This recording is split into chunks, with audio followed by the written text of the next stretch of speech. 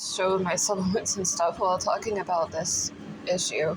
I don't think that we should allow Lyme and Bartonella doctors to just make up prognoses or make up stats about treatment effectiveness just with no support, no evidence, no citations.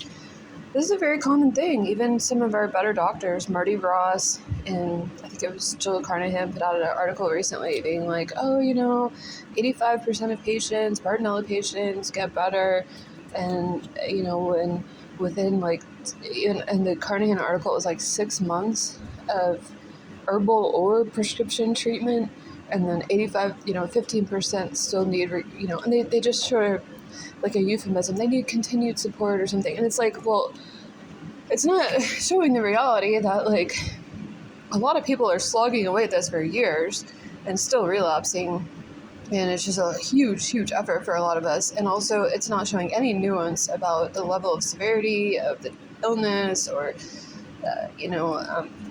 how old people are, which I think is a very big effect when it comes to immune senescence and your immune system. A lot of people that succeed seem to be younger. And so suppose you had I'll just look at supplements to entertain you.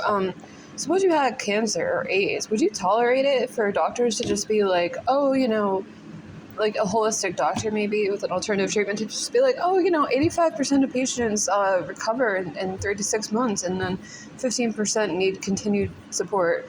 Would you go for that? Or what if you have HIV and someone's just my therapy heals 85% of people completely to the point they can stop treatment, and then the other, or even tuberculosis, which is very similar to Bartonella. No alternative doctor could get away with saying, my therapy, I find in practice that, 85% of people are cured. Without evidence. You need to have a clinical trial.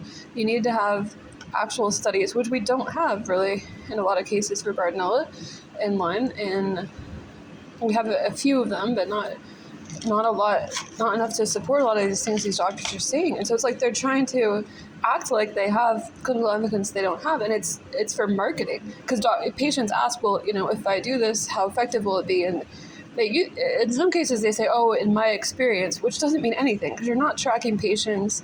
You don't know the outcomes of everybody you see. So who cares what your experience is? And of course you're probably going to round up and try to make the treatment seem more effective. But yeah, I think this harms patients. It's not just like a harmless thing let them get away with saying what they think in their clinical experience, because it harms patients. It detracts from informed consent. So it makes it harder for families to plan financially for treatment. This impacted me because my dad was told by my early Lyme doctors 18 years ago, it'll take a year or two of treatment. So that's what he planned for financially. He made financial decisions that required him to retire early. And 2 years into my treatment, he did that and abandoned me, and I had no treatment because he couldn't afford to help me anymore, and it almost killed me, because we didn't have that proper information to make financial plans as a family that I might be on continued treatment. It makes patients feel like failures. If it makes them feel like their treatment is failing, even when they might be getting a good treatment outcome.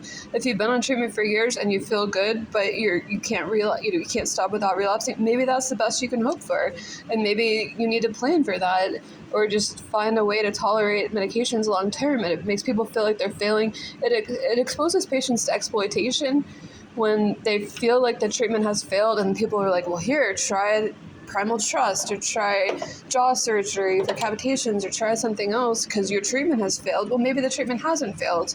Maybe maybe it's very common to need to be on continued treatment if you're immunosuppressed and you have a opportunistic infection like this.